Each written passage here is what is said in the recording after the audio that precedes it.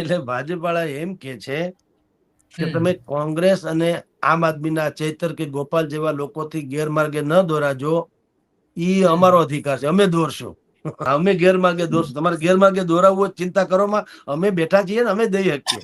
મૂળ વાત એવી છે, એવી વાત છે, ચૈતર અને ગોપાલ અત્યારે, અને પ્રવીણ રામ એક ત્રીજા છે, તો પ્રવીણ રામ પણ એ હજી માઇનોર, પણ આ બે નો અત્યારે જમાનો છે.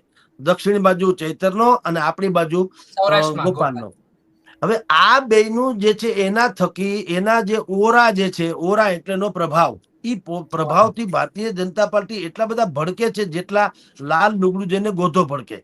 એટલે શું થાય, આ બેયનું આવે એટલે હંમેશા ઈ ત્રાટકી પડે. આપણે 2 મિનિટ એનું સારું જે હોય એ બોલીએ, સારું નહીં, જે હોય એ બોલીએ એટલે શું કે આને પૈસા મળી ગયા. આમ આદમી પાર્ટી મને તો કેટલી વખત, મને તો કોંગ્રેસ ભાજપ એને પૈસા આપવામાં, જયરાજસિંહ બાપુ ગોંડલ વાળા મને તો ધમ પૈસા આપ્યા ભાજપના કહેવા પ્રમાણે. પૈસા મારું લગભગ ઘર ભરાઈ ગયું, મારે ગોડાઉન રાખવું પડે એટલા પૈસા મને આપ્યા.